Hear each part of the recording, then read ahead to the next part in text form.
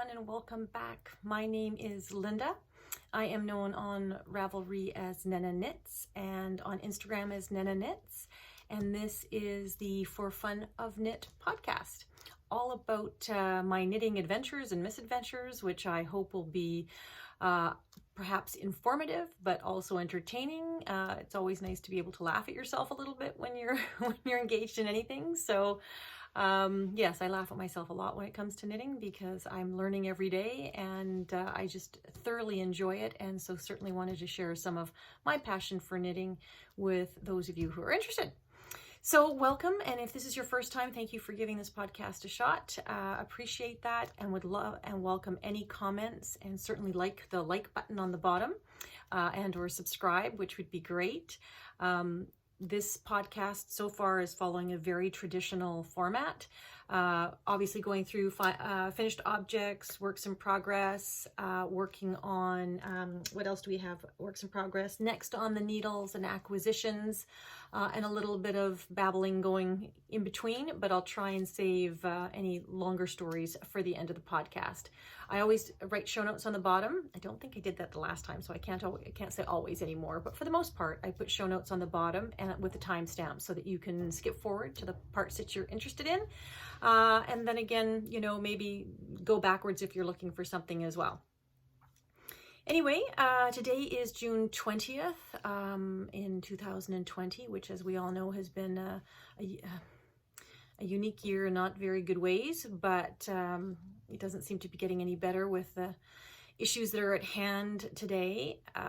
Not going to provide a lot of comment on the current state of affairs with racism, other than to stand very strongly against racism. And I agree with a lot of what I'm hearing on the interwebs and Instagram, etc., that we still have a lot to learn, and we all can do better, me included.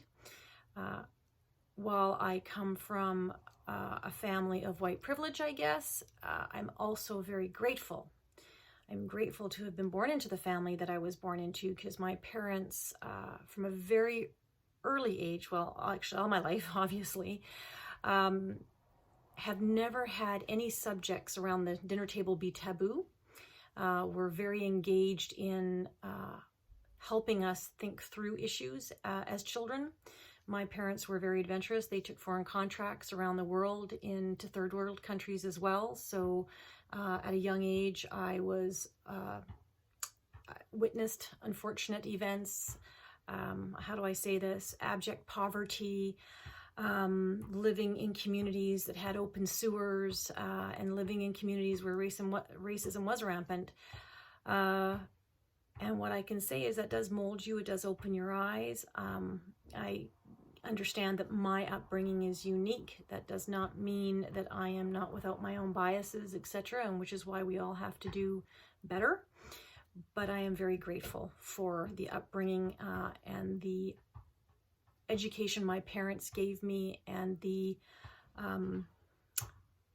lens through, as objective as I can be and as empathetic as I can be.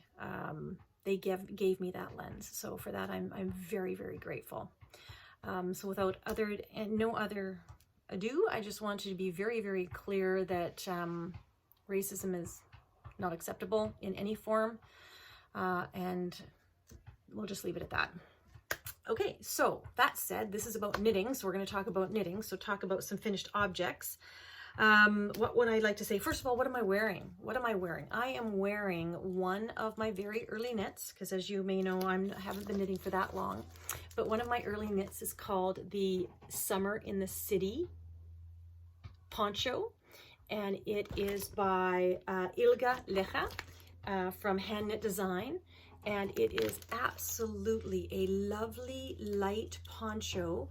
You can see all the eyelets along with just plain garter stitch. Yep, that's garter stitch. There's stocking stitch, I can't tell. But this is done in Madeline Tosh fingering weight cactus flower. And again, it is a beautiful design. I added a few little beads on the bottom just to weigh it down.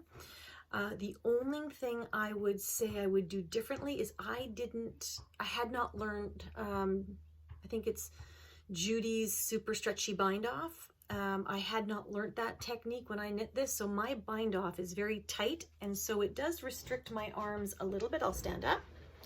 As you can see, it's a beautiful poncho. It drapes lovely. It is a great gift knit because it knits up very quickly with all these wraps that just drop and add length to your knitting. So I would highly recommend this pattern for a beginner knitter as well. I highly recommend it as a gift knit, and make yourself one. Might make myself more because honestly, it is so light that in the summer I wear this all the time. So that is what I am wearing. What's around my neck is, I've been knitting all day today, but this is just a little measure marker, a ruler from The Art of Yarn. Which is a yarn store in Kelowna that had I lived in Kelowna, that would be my local yarn store.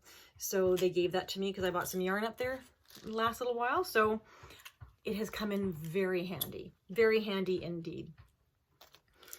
Okay, so I do realize it's been probably 2 months since I podcasted last. Not my intention. I have, in my mind, when I decided I was going to start podcasting, I was going to podcast every week. Yep, or at least every 2 weeks. 2 weeks if it, I was having a slow knitting period, but every week because there's so much to talk about in knitting. Life doesn't happen that way. In the last 2 months, we have had our house restored because of a flood. Not the area did not flood. We had water incursion from our ceiling, which went down two floors. So basically into the basement. Big mess. Very, very big mess. Thank goodness my husband is an operations manager kind of guy and was able to handle all that, but it was just a complete gong show when we were out of our house and in a motel and this, that, and the other thing. And the other piece is that bought my mother a condo. So my mother lives in Peachland in the interior of British Columbia. She is moving close to me. My father passed away, unfortunately, early this year. So my mother's moving close to me, which is wonderful. It's what she wants to do. I am not forcing my mother to move closer to me, but this has absolutely been her desire. So we have been putting offers on properties, getting the inspections done. The inspections have not gone well. And so we finally found a property that she likes and is actually well built. So in a price point that everybody could be happy with. So yes, so that has been a huge amount of work. Very difficult to buy a piece of property for somebody who does not live here. So I'll just leave that at that. It's been an entertaining experience. But needless to say, that is why it has taken me 2 months to actually do another podcast. But now, so I have a few finished objects. You would think I would have more, but unfortunately my attention has been divided. And it's not just that. Actually, part of me is squirrel. I start thinking about something, I get an idea, and off I go and I cast on something else, or find a pretty yarn, or look in there and rediscover a yarn, and squirrel, start something else. So I am my own worst enemy when it comes to actually finishing stuff, but I realize, or I keep trying to remind myself, that this is all for me. It's just the way I want to do things. So there's no really rules to follow, and I don't have a boss in knitting, which is kind of nice. I am the boss in my own knitting, so I can say whether it's good or not. So I did finish a few things, though, in my defense. Last podcast, I was talking about my springtime socks, which is just the French vanilla cappuccino sock pattern by CC Elmond, which I love it. I do the toe up version, but it is just a very reliable sock pattern. So if you've never made socks before, I highly recommend that particular pattern. It's on Ravelry. It's a paid for pattern. But it comes with a whole bunch of tips and tricks and different ways of doing things and how to measure your foot, and it's very, very, very helpful. This colorway, I can't remember the yarn. I got it at the Art of Yarn. I think it was called Colorworks yarn, and the colorway is Shockwave. And actually the toe and the heels, I alternated them on the other sock, but these are actually just 10-gram minis from Row 1. Now, Row 1 is sort of their trial yarn club. Every month, you know, for $36 every month, 36 US, I think it is. Every month you would get 10 mini minis from a different yarn dyer. So every month it's a different yarn dyer. And what I love about that is when I get introduced to a whole bunch of different dyers, which is a wonderful way of, because you get to touch and you get to feel and you get to see the color, so you get to know the dyer a bit better, but you also get such a nice selection that when it comes to toes and heels, maybe even cuffs if you wanted to, you have all this yarn on hand. It would also be good to use those for any project that requires minis or multiple, like color work, little pieces of color work here and there. But anyway, that I actually finished those, so very happy with those socks. And my journey in socks, I think this is about the 4th or 5th pair of socks that I've made, is about trying to get them custom fit. So fit to my foot. I thought I had a very regular foot, nothing too exciting about my foot. But what I have come to realize is I have quite a deep arch. So I don't think I have a high arch, but from this point in my foot to this point, this section is very deep. So even with this pair of socks, when I knit them, and I did a German short row heel on this, what I'm finding is that the stitches across the front of the sock, are having to spread quite wide. In this section of my foot, it's fine. In the ankle and the leg, it's perfect, but it's just around here. It's really, really tight. And so I thought, well, I don't want to go up a size in socks because then all of a sudden the rest of my sock is not going to fit very comfortable. So that one finished object of a sock led me to my next finished object, which is a different sock. And this is the same pattern, again, using the German short row heel, which I've decided I like the German short row heel if I am knitting a sock all in one color. I thought it was much more difficult on the other socks because I ended up getting gaps because I was changing color. I would get a little hole here that I would then have to sew up. But when it is all one color, this is a great sock. But I'm going to show you something, and this is called Open Kimono. My socks are really ugly when they are not on my feet, and here's why. I don't know if you can see this, but you have my regular 64, so 32 across the front and the back, 32 stitches or 64 stitch stock, and then you see this lump here. This is right about where my arch is going to start, and I actually increase 8 stitches. So I actually go up twice. I increase 4 stitches, knit a couple rows, increase 4 stitches, and I carry that all the way through. When I finish the heel, I carry that all the way through, and I'm going to turn my sock around now, and then I drop those stitches about 7 or 8 rows after I finish the heel. So my socks look really weird. I've gone weird.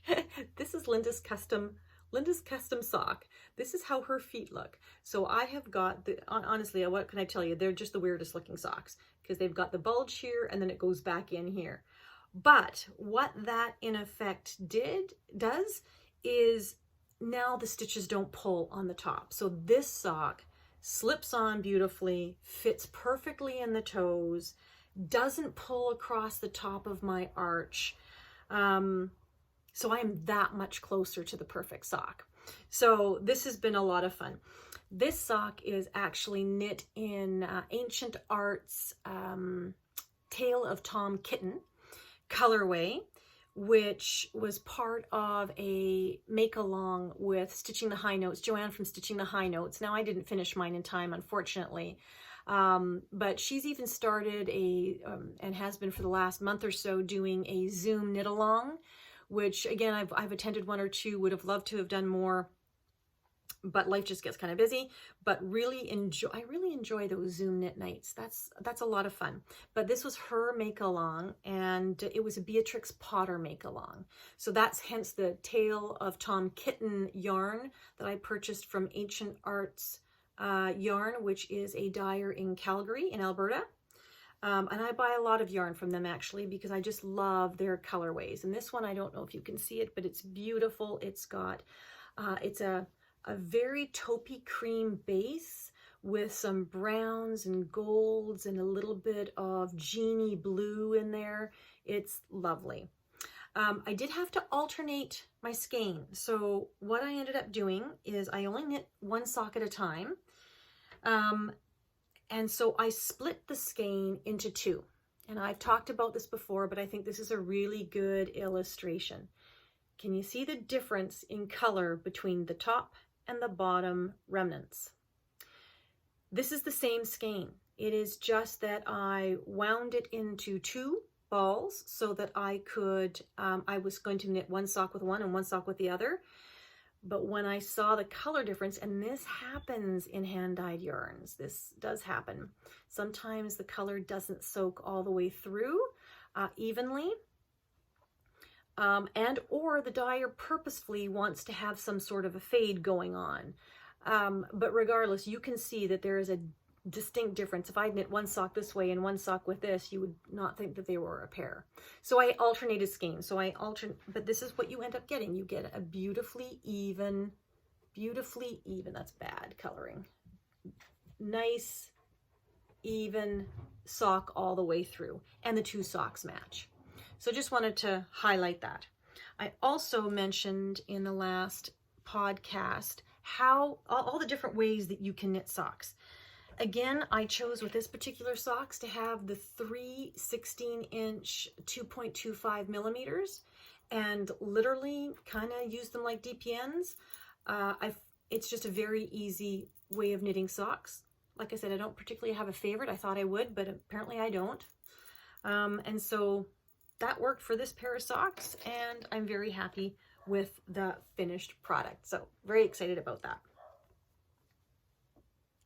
The other finished object I have is actually a free pattern that I looked up. I wanted to knit a hat, and it's a free pattern. Can you see it? That is called the Homestead. Hopefully you can see this with that light shine. There we go. Homestead Cables Hat by Charlotte Pruden. It's a free pattern on Ravelry. I just wanted to try simple cables. So, yeah, it was my first crack at real cables. This is my hat, and I did make a couple modifications, which I'll tell you about, but look at this yarn. This is Black Cat Custom Yarns out of Chilliwack. This is their worsted, Let's Get Worsted base in the Nyan colorway, Nyan, N-Y-A-N, and it, the camera does not do it justice, but there's the pink just pops in this one. So what I did is I went up a needle size. So I'm using a 5 millimeter needle instead of a 4.5, and I doubled the length of the brim. And so instead of a 3-inch brim, I did a 6-inch brim. And the reason I did that, quite frankly, is because I like it when my head is covered with a really nice double, keeps my ears warm. You know, it certainly allows you some options around how you want to wear the hat. It doesn't necessarily work as a beanie if you were to just, you know, not have the double brim, because what I have found is while this pattern I knit, it's just a one size pattern. And next time, if I make this hat, which I think I will make this hat again because I just absolutely love it, I am going to add a pom-pom. Sorry, have to add the pink pom-pom because that's, hey, do you think I like pink? I don't know. I think I like pink. But anyway, I'm going to add a pink pom-pom. But next time what I'm going to do with this particular hat is I'm going to increase the number of stitches in the brim. And because I also want to get 2 more cables. I think that would just loosen it up. And then you could actually make it a bit slouchier. So I do love this. I think it's absolutely gorgeous. I think, if I do say so myself, didn't do too bad a job on it, but it's a free pattern. It is an easy knit. It is a great gift knit. I'm not gifting this one because it's just so much my jam, but love that. And all I have left to do, even though I'm calling it a finished object, is put the pom-pom on. And it's multicolored, so I could choose any color pom-pom I want. I've got the snap-on kind of pom-poms where you just sew on the one piece and then you can exchange your pom-poms depending on what you're feeling like. So that again is the Homestead Cables hat by Charlotte Pruden, and again a free pattern on Ravelry. So that was my finished objects.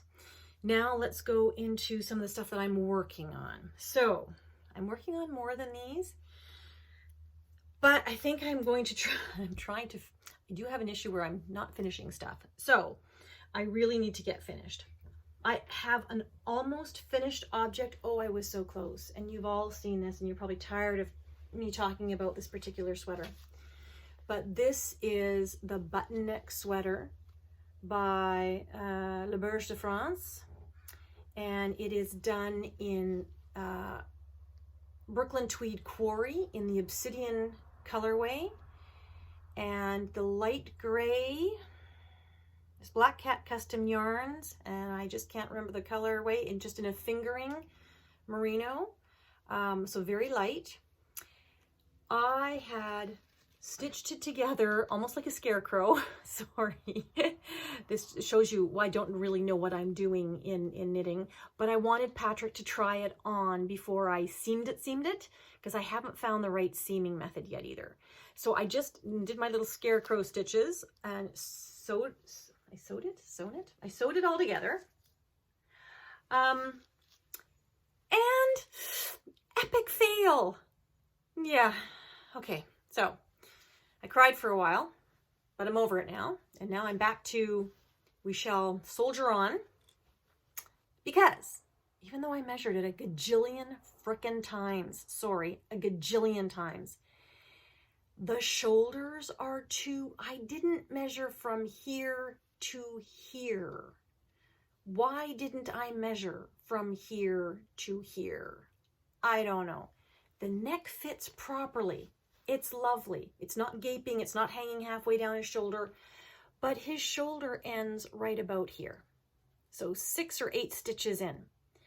So he's a runner's build. So, I mean, he's very proportioned, long and lean, but his shoulders are not super broad, and this sweater is obviously meant for a broad shoulder, because in the picture it's not a drop shoulder.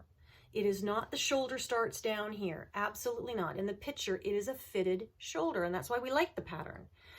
So part of me wanted Patrick to say, oh honey, don't worry about it, I'm fine with the dropped shoulder. But the fact is that's not what the pattern looked like at all. So we chose it specifically because it had a fitted arm. So the other issue then, and I'm not too sure if they're 100% related, but these sleeves are still too long. Look at how stiff that is. I hope this softens up when I block it. But anyway, the sleeves are still way too long. Like, I mean, my goodness, they come down to my knees.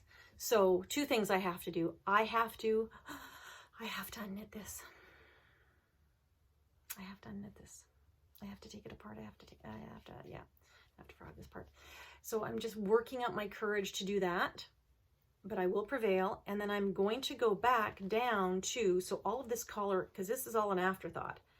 Unless somebody can figure out another way to do this, I have to actually take this back, because I have to undo all the way to about, I'm going to say, because this is a strange thing, it fits under his arm.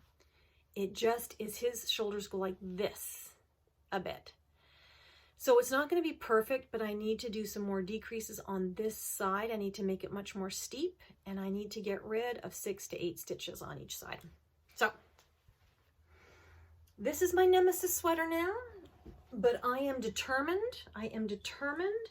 for it to work. A lot of people would just say, just give it away or give it to somebody else and start all brand new.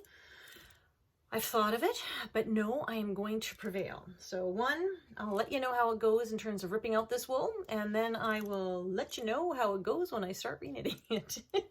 So, oh my gosh. So that is the button neck sweater by La Berge de France for my husband. The other work in progress that I mentioned the last time was the Zwag. So Caitlin Hunter's Zwag, which you will recognize. Sorry, I forgot to show you a picture. This is the button neck sweater. I'm trying to make sure you don't have glare, too much glare anyway. This is a button neck sweater.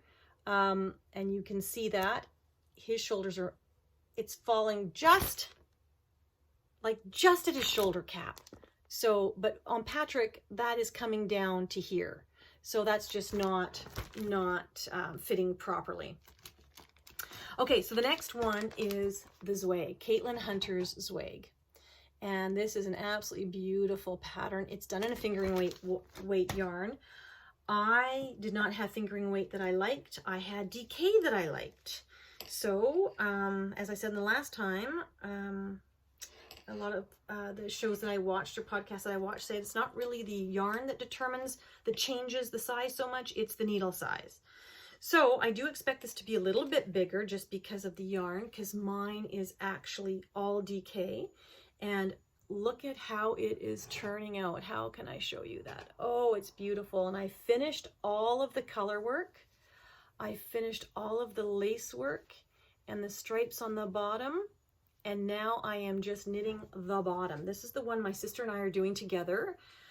We are probably even now in terms of where we're at with this beautiful knit. I just think it's going to be gorgeous. This is knit, the sapphire blue color is a Frida Fuchs. It's German dyer, and the name of the yarn I will put in my notes because it's a German name and I'm going to do a horrible job. Something to do with Wurzenbier.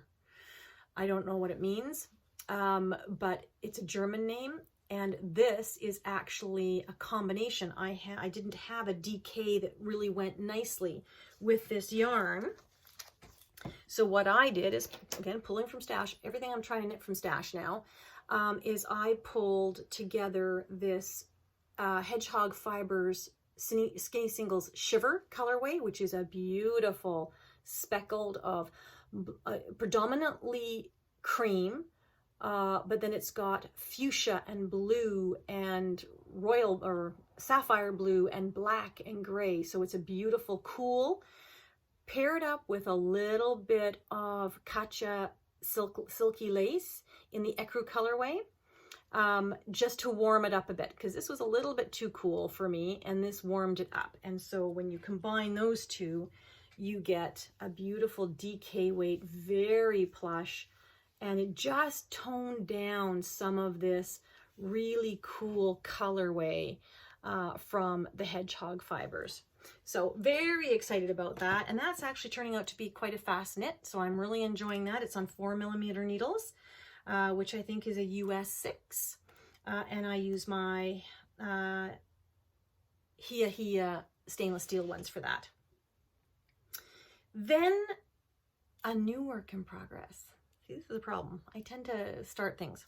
So what I will tell you first is I am using these beautiful yarns together. So this next project uses Madeline Tosh worsted, and it's just her single ply worsted in the Joshua Tree colorway, and La Bien-Aimé's mohair silk in the Shire colorway. So those two together are what I am using, for my, if I can get this all together, oops, I'm upside down and inside note, Sunday Cardi. So the Sunday Cardigan is this by Petite Knits, and it is, if I can show this to you, it is that particular sweater. And what I love about it, so this is mine. Now you're supposed to really hold two mohair together. I felt the one was plenty for me. You knit the collar, it's just plain ribbing, and then this collar is actually going to fold over and you're going to stitch it together. And then you go into the beautiful sleeves, and the sleeves are extra long and ribbing on the sleeves. I made the body, it's supposed to be a bit of a crop, and I made the body a bit longer, but this is just the simple ribbed hem. And it is turning out to be just a beautiful, beautiful sweater. I cannot wear. This is the type of sweater that, exactly like it sounds, Sunday cardigan, over your pajamas, first thing when you get up in the morning, when you're going out to get the mail, whatever it is, you just throw it on. It is scrumptious. And the reason I cast this one on, and what I would say, sorry, before I start that, is very fast knit. Very easy, great beginner sweater, top down. Honestly, on 6, the ribbing is done on 6mm, and the body is done on 7mm, which I think is US 10 3/4. It really goes quickly. I am stuck a little bit on Sleeve Island. I don't know why, but I am. Couple things I've learned doing this sweater is I saw on one of the podcasts, I've started helical knitting. So when my yarn is hand dyed, or I want to make sure that I'm not getting different dyes throughout, or no pooling. So I want to alternate skeins. So I have been doing the helical knitting, or the helical way of alternating skeins. And it's a very simple process. I'm not going to explain it because there are a million videos that do a great job. But one of the, you have to slip 3 stitches and then start knitting with the next skein of yarn, come around, skip 3 stitches, pick up the other yarn, and you keep going around. So you keep switching, but in between each switch, you're slipping 3 stitches. One of the podcasts that I watched said, oh, you don't need to skip the 3 stitches. You can just skip 1 rather than slip 3 stitches and then pick up the previous yarn. Just slip 1. Well, I did that, but I don't know if you can see this, but I see it very clearly.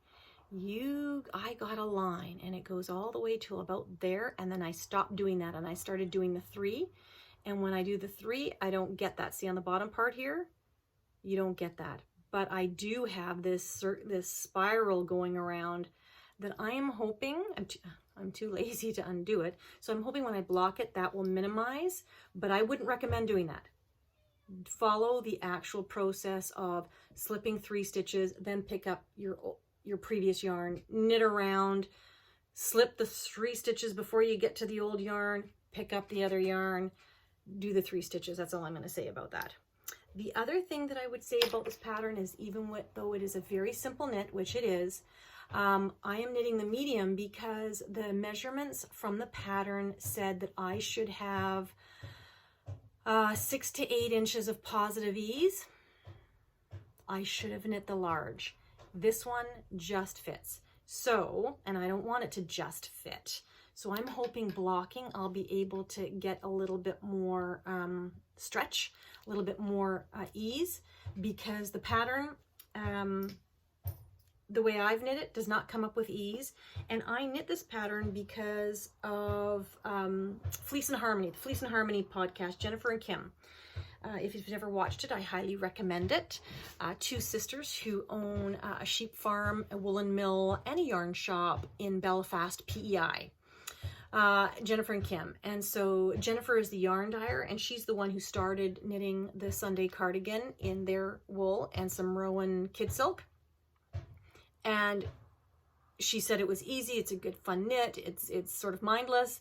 Loved it. So I started knitting it as well. And I totally agree with that. And she also said in their last podcast that she didn't get the positive ease she was thinking about that she would get from basically what the pattern said. So note to self, knit a size up. At least that's my experience, because I'm not getting the positive ease that I thought I would get either. And so I'm lucky that it fits, but it won't be as roomy as I was hoping that it would be. So that was kind of the thing on the Sunday cardigan. Very last work in progress, which is going to be a work in progress for years. I can already tell you that much. And that might excite you, that might not excite you, but it's this. It is my granny stripe blanket. So how to show you this? Okay, granny stripe blanket. This is all of my scraps, my scrappy yarns that I have just started. I don't know how to crochet. So I just started crocheting single crochet all the way across. See, I just love the colors. I mean, hopefully you can see those colors. It's just so much fun. It is just a cornucopia of color, which makes me very, very happy. It's very easy to do. It's totally mindless. So if I'm at loose ends or in between and I don't know what to do, I can be crocheting this. But what I will say is this is very heavy. Doing this blanket is going to weigh a ton. So I have to change my modus operandi. I am now going to look up some videos on how to double and triple crochet or create some design, because I need to have some air and some gaps to lighten this up. Otherwise, if I did the whole blanket, this would be one heavy winter blanket. Not a bad thing, but I was thinking it would be a little bit more portable and be more like a throw, you know, when I'm watching TV and whatnot. And so I don't want to have this stifling, super dense fabric, which is what I'm creating right now. But I love it. It just is so happy. It makes me very happy when I look at this. So this is my granny stripe blanket, and I'm teaching myself how to crochet through that, and with the YouTube videos. And when I find a YouTube video that because I haven't looked at any, so it's not like I can say I haven't found any good ones. I just haven't looked at any. When I find the ones that help me, I will absolutely point them out and highlight them. So this is something that I want to continue doing, but like I said, it's going to be a long, long project. And I'm looking forward to absolutely every moment of it. But it's a good thing to do with your scrap yarns because, hey, who doesn't have scrap yarn? There you go, if you've been knitting for a while. I probably have accumulated it a little bit faster, even though I've only been knitting for 2 or 3 years. But that's that in a nutshell. So on to the next part, which is, can she actually knit anything more? I have projects that I have not talked about. I've talked about them in previous episodes, but I haven't done anything on them, so I'm not mentioning them here. But the next thing that I am going to do is I need to put a shawl together. Okay, there's no such thing as need in knitting. It's I want. So I want to do a shawl, and I'm always more motivated if I join a group. So this is the shawl that I will be doing, which is the Pumarada shawl by Belen Fernandez. And Belen Fernandez is look at this beautiful shawl. Very simple, again, easy knit. And it's got a beautiful little bit of lace here with a picot bind off. So I'm looking forward to doing that. I just wanted something that, this might be a gift. We've been invited to stay with some friends of Patrick's, and they live on an island in one of the Gulf Islands. We don't know if we're going to be able to go, obviously, because of COVID. Certainly not going to push the point. If it turns out, great. If it doesn't, oh well. Anyway, I thought as a hostess gift, that would be a manageable project. So if we get to go, her favorite color, her name is Sabrina, and her favorite color is purple. So she likes purples and lavenders, etc. And so I found this beautiful yarn. Look at that. It's got lavenders, purples, and a little bit of denim blue. And this is Ancient Arts. This is Ancient Arts Kismet, and their worsted base. And I have 2 skeins of it, but I just don't have enough to finish it. So what I thought I would do is I would blend, what's the word I want to do? Fade, thank you, fade. This is Hedgehog Fibers, and oh, I'm forgetting the name. Oh, isn't that terrible? It'll come to me. I'll put it in the show notes, but it's a deep purple, as you can see. Hopefully you can see that that's a very deep purple. And so I will fade throughout the lace, or just before the lace, into the dark purple. So again, I love these colors. So if it turns out we don't go, then I guess no gift. If we go, very proud gift. So I'm looking forward to that. What else can I say? Next on my needles is also, and it's not next on my needles, it's actually on my needles, and I should have said it was a work in progress, but charity knitting. So I have made a commitment to myself that my knitting's not just going to be about for me, because you can only focus on yourself for so much. I would like to give back to the community, and I love knitting. So what better way is to find ways of contributing and providing folks less fortunate or in need with some really nice quality warm clothing items. Wet Coast Wools has a really nice charity event that they hold every year. They have knit-alongs for, I think it's called the Warm Hands organization, and it's a group in Ontario that provide warm clothing to the youth in the northern communities that don't often get support. So I have just cast on, which it was going to be a next on my needles, but I cast it on today. There you go. Which is going to be another one of the homestead cable hats. And I'm doing it in a neutral color. This is Barocco. This is Barocco Fiora. And in the color, oh, it's just a number, color 3861. So Barocco Fiora, color 3861. It is sort of a jeany blue. I'm going to say that's jeansy blue, faded denim blue. And I'm doing it in a neutral one because I don't know who this is going to go to at the end of the day. But I'm also using a yarn that doesn't require special care. So this particular yarn is cotton, alpaca, wool, nylon, and viscose. So it will wear well, it will be breathable, and it will wash well.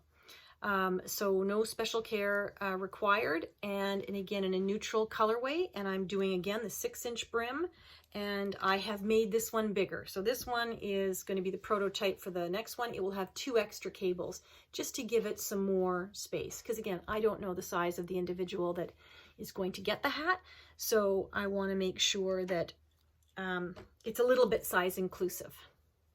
So that is the other what's on my needles next, which is kind of a work in progress. So that was all of the knitting pieces. I have a couple of acquisitions, which I'll go through very quickly because we're getting close to, we're just over 42 minutes. Sorry. Okay, so yes, I broke down and bought one of these. Why? Oh, this is wonderful, because this is actually the best knitting light ever. I have needed this because my husband and I like to watch movies, and I like to knit on my basic knitting while watching movies, and this is absolutely the best solution that I could find. My sister bought one. She said, Linda, you have to get one. I don't even know what it's called, but I do know it is, you recharge it through a USB port, so there's no batteries in it, which is wonderful, and it is very comfortable to wear. It's not light. I can definitely feel there's some weight to it. It's not heavy, but there's some weight to it.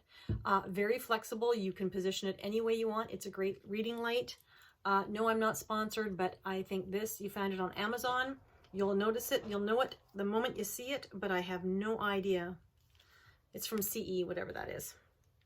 So that was one of my acquisitions. My other acquisition, I'm trying to buy more Canadian yarn than I have in the past. It seems to me that on Instagram I'm exposed to a lot of American indie dyers, which I love. No harm, no foul. Love that, but not as many Canadian, which kind of surprises me when we have so many. At least I thought we had so many. So I have been hunting them out. And I have to say, Knit City Montreal, the vendor list helped me a lot. I was going to go to Knit City Montreal, but it was canceled because of COVID. But I went to the vendor list and I started looking at all the vendors, and I went, oh, these are all Canadian dyers. So let me start. When I need to purchase or feel like a little splurge, I'm going to choose one of them. And that's what I've been doing. And so one of them that I have just recently bought from was Sweet Skein of Mine. Sweet Skein of Mine. Absolutely wonderful. It is out of Fredericton, New Brunswick, which I think is just fabulous. And I bought, and I couldn't help it because I'm starting to think about seasonal knitting. I think I'm gonna have I'm just gonna do a podcast on all the yarn that I've got and all the ideas I have for gift knitting and Christmas knitting. But minis, I bought minis. Look at these minis. Look at that. Is that not the most beautiful, beautiful, beautiful color? So one was her pastel. It was called the Ice Cream Shop. And this was the Flower Shop, more of the bolder colors. I love them. And they are 80/20, so they're great.